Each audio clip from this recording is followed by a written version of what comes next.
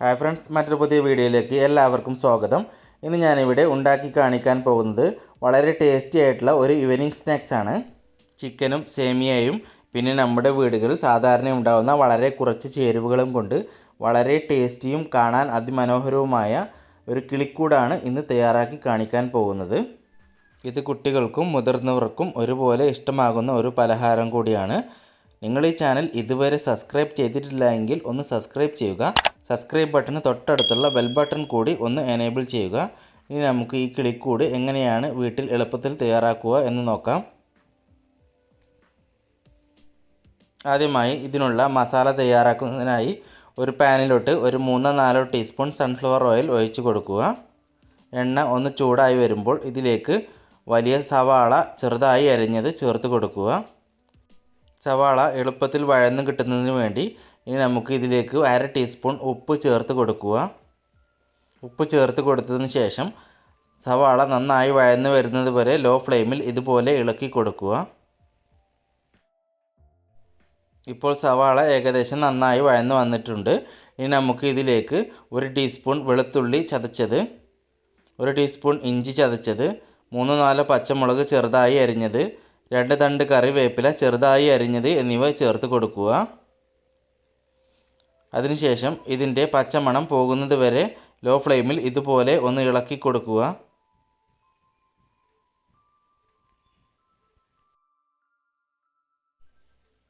ഇതെല്ലാം നന്നായി വഴന്ന് വന്നതിന് ശേഷം ഇനി നമുക്ക് ഇതിലേക്ക് മസാലപ്പൊടികൾ ചേർത്ത് കൊടുക്കുക. ഞാനിവിടെ ചേർത്ത് കൊടുത്തിട്ടുള്ളത് 1/2 ടീസ്പൂൺ കാശ്മീരി മുളക് പൊടി, 1/4 ടീസ്പൂൺ മഞ്ഞൾപ്പൊടി, 1/2 ടീസ്പൂൺ കുരുമുളക് പൊടി, 1 ടീസ്പൂൺ ചിക്കൻ മസാല. ഇനി നമുക്ക് ഈ മസാലപ്പൊടികളുടെ പച്ചമണം പോകുന്നത് വരെ ഇതുപോലെ ലോ ഫ്ലെയിമിൽ ഒന്ന് ഇളക്കി കൊടുക്കുക. മസാലപ്പൊടികൾ ചേർത്ത് കൊടുക്കുന്ന സമയത്ത് തീ ഓഫ് ചെയ്യുകയോ ലോ ഫ്ലെയിമിൽ വെക്കുകയോ ചെയ്യുക, അല്ലെങ്കിൽ മസാലപ്പൊടികൾ പെട്ടെന്ന് തന്നെ കരിഞ്ഞു പോകുന്നതാണ്. ഇപ്പോൾ മസാലപ്പൊടികളുടെ പച്ചമണമൊക്കെ പോയിട്ടുണ്ട്. ഇനി നമുക്ക് ഇതിലേക്ക് ചിക്കൻ ചേർത്ത് കൊടുക്കുക. ഞാനിവിടെ 100 ഗ്രാം എല്ലില്ലാത്ത ചിക്കൻ മഞ്ഞൾപ്പൊടിയും ഉപ്പും ചേർത്ത് വേവിച്ചെടുത്ത് മിക്സിയുടെ ജാറിലിട്ട് ഒന്ന് ക്രഷ് ചെയ്തെടുത്തതാണ്. ഇത് മുഴുവനായി മസാലയിലേക്ക് ചേർത്ത് കൊടുത്തതിന് ശേഷം ഇതുപോലെ ഒന്ന് നന്നായി ഇളക്കി യോജിപ്പിക്കുക.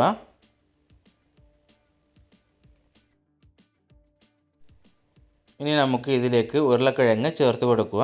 ഞാനിവിടെ 2 മീഡിയം സൈസ് ഉരുളക്കിഴങ്ങ് ഒന്ന് പുഴുങ്ങിയതിന് ശേഷം ഇതുപോലെ ഒന്ന് പൊടിച്ചെടുത്തതാണ്. ഇത് മുഴുവനായി ഇതിലേക്ക് ചേർത്ത് കൊടുത്തതിന് ശേഷം വീണ്ടും ഒന്ന് നന്നായി ഇളക്കി യോജിപ്പിക്കുക.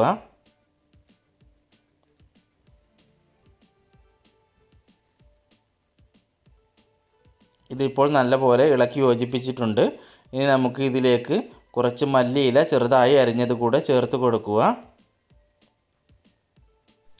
അതിനുശേഷം ഇത് വീണ്ടും ഒന്ന് നല്ലപോലെ ഇളക്കി മസാല ഇനി നമുക്ക് തണുക്കുവാനായി മാറ്റി വെക്കാം. ഇപ്പോൾ മസാല നന്നായി തണുത്ത് വന്നിട്ടുണ്ട്. ഇനി നമുക്ക് ഇതൊന്ന് ഷേപ്പ് ചെയ്തെടുക്കണം. അതിനുവേണ്ടി കയ്യിൽ ഒന്ന് എണ്ണ തടവിയതിന് ശേഷം മസാലയിൽ നിന്ന് കുറച്ച് എടുത്ത് ഇതുപോലെ ഒന്ന് ഉരുളകളാക്കി എടുക്കുക. ഇനി ഈ ഉരുള ഇതുപോലെ ഒന്ന് പരത്തിയെടുക്കുക. അതിനുശേഷം ഇതിൻ്റെ നടുവിലേട്ട് ഒരു കാടമുട്ട വെച്ച് കൊടുക്കുക.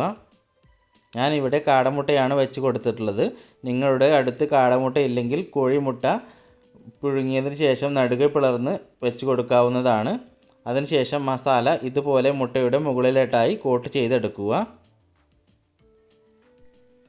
അതിനുശേഷം വീണ്ടും ഇതുപോലെ കയ്യിൽ വെച്ച് ഉരുട്ടിയെടുക്കുക. ഞാൻ ഇതുപോലെ ഷേപ്പ് ചെയ്താണ് എടുത്തിട്ടുള്ളത്. ഈ കിളിക്കൂട് സാധാരണയായി 2 വിധത്തിലാണ് കാണാറുള്ളത്. ഒന്ന് നമ്മൾ ആദ്യം ചെയ്ത പോലെ മസാലക്കുള്ളിൽ മുട്ട വെച്ചും, പിന്നെ കാണാറുള്ളത് മുട്ടയില്ലാതെ മസാല ഇതുപോലെ ഷേപ്പ് ചെയ്തെടുത്തതുമാണ്. ഞാൻ ഇത് 2 വിധത്തിലും ഉണ്ടാക്കിയിട്ടുണ്ട്.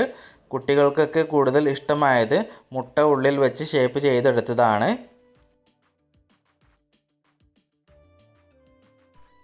ഇപ്പോൾ ബാക്കിയുള്ള മസാലയും ഇതുപോലെ എല്ലാം ഷേപ്പ് ചെയ്തെടുത്തിട്ടുണ്ട്. ഇനി നമുക്ക് ഈ ഷേപ്പ് ചെയ്തെടുത്തത് ഒന്ന് സേമിയയിൽ കോട്ട് ചെയ്തെടുക്കണം. അതിനുവേണ്ടി ആദ്യം തന്നെ ഇത് മുട്ടയുടെ മിക്സിൽ ഒന്ന് മുക്കിയതിന് ശേഷം സേമിയയിൽ ഒന്ന് കോട്ട് ചെയ്തെടുക്കുക. ഈ മുട്ടയുടെ മിക്സ് തയ്യാറാക്കുന്നതിനായി 2 കോഴിമുട്ട എടുത്ത് സ്പൂൺ കൊണ്ടൊന്ന് അടിച്ചെടുത്തതാണ്. സേമിയ എടുക്കുമ്പോൾ ഇതുപോലെ ചെറിയ വറുത്ത സേമിയ തന്നെ എടുക്കുക, അതാണ് കൂടുതൽ ടേസ്റ്റ്. ഇതുപോലെയാണ് സേമിയ നമ്മൾ ഓരോ ഷേപ്പിന് മുകളിലും കോട്ട് ചെയ്തെടുക്കേണ്ടത്. ഇനി നമുക്ക് ബാക്കിയുള്ളതും ഇതുപോലെ മുട്ടയിൽ മുക്കി സേമിയ കൊണ്ട് കോട്ട് ചെയ്തെടുക്കാം. ഇപ്പോൾ എല്ലാം ഇതുപോലെ കോട്ട് ചെയ്തെടുത്തിട്ടുണ്ട്. ഇനി നമുക്ക് ഇതൊന്ന് എണ്ണയിൽ ഫ്രൈ ചെയ്തെടുക്കണം. അതിനുവേണ്ടി ചീനച്ചട്ടിയിൽ എണ്ണ ഒഴിച്ചിട്ടുണ്ട്. എണ്ണ ചൂടായി വരുമ്പോൾ ഇതിലേക്ക് ഇതുപോലെ ഇട്ട് കൊടുക്കുക. ഇത് ഫ്രൈ ചെയ്തെടുക്കുമ്പോൾ തീ എപ്പോഴും മീഡിയം ടു ലോ ഫ്ലെയിമിൽ വെക്കുക, അല്ലെങ്കിൽ പുറമേയുള്ള സേമിയ പെട്ടെന്ന് തന്നെ കരിഞ്ഞു പോകുന്നതാണ്. ഇടയ്ക്ക് ഇതുപോലെ ഒന്ന് തിരിച്ചും മറിച്ചുമൊക്കെ ഇട്ട് കൊടുക്കുക. ഏകദേശം ഇതുപോലെ ബ്രൗൺ നിറമാകുമ്പോൾ എണ്ണയിൽ നിന്ന് കോരി മാറ്റുക. ഇപ്പോൾ നമ്മളെ വളരെ ടേസ്റ്റി ആയിട്ടുള്ള കിളിക്കൂട് ഇവിടെ റെഡി ആയിട്ടുണ്ട്. എല്ലാവരും ചെയ്ത് നോക്കണം. നിങ്ങളുടെ അഭിപ്രായങ്ങളും നിർദ്ദേശങ്ങളും കമൻറ്റ് ചെയ്യുക. നിങ്ങൾ ഈ ചാനൽ ഇതുവരെ സബ്സ്ക്രൈബ് ചെയ്തിട്ടില്ല എങ്കിൽ ഒന്ന് സബ്സ്ക്രൈബ് ചെയ്യുക. സബ്സ്ക്രൈബ് ബട്ടണിന് തൊട്ടടുത്തുള്ള ബെൽ ബട്ടൺ കൂടി ഒന്ന് എനേബിൾ ചെയ്യുക. എന്നാൽ മാത്രമാണ് ഞങ്ങൾ പോസ്റ്റ് ചെയ്യുന്ന ഓരോ വീഡിയോയും നിങ്ങൾക്ക് അപ്പോൾ തന്നെ നോട്ടിഫിക്കേഷൻ ലഭിക്കുകയുള്ളൂ.